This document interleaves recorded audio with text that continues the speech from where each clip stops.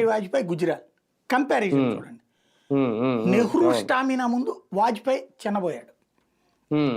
అంటే స్ట్రేచర్ అంటాం, స్థాయి. అవును అవును. అట్లాగే ఇందిరాగాంధీ స్ట్రేచర్ ముందు వాజ్పేయి చిన్నబోయాడు. అంటే మనిషి తక్కువడని కాదు, వాళ్ళకున్న ఆ కుటుంబ ఆదరణ, ఆ వ్యవస్థల ముందు వాజ్పేయి ప్రతిభావంతుడైన ఎక్కల.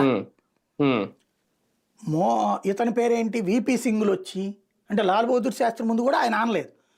తర్వాత విపి సింగులు వచ్చి అదే రాజీవ్ గాంధీతో పోల్చినప్పుడు ఈయన బెటర్ అనిపించాడు.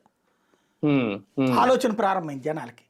విపి సింగ్తో పోల్చినప్పుడు అద్భుతం అనిపించాడు. చంద్రశేఖర్తో పోల్చినప్పుడు సూపర్ అనిపించాడు. గుజ్రాలు దేవగౌడలతో పోల్చినప్పుడు అద్భుతం అనిపించాడు. అంటే ప్రత్యర్థి బలహీనత ఈయన కెపాసిటీకి ఎక్స్పోజ్ చేసింది. ఆ తర్వాతన మన్మోహన్ సింగ్తో పోల్చిన వాజ్పేయి బెటరే.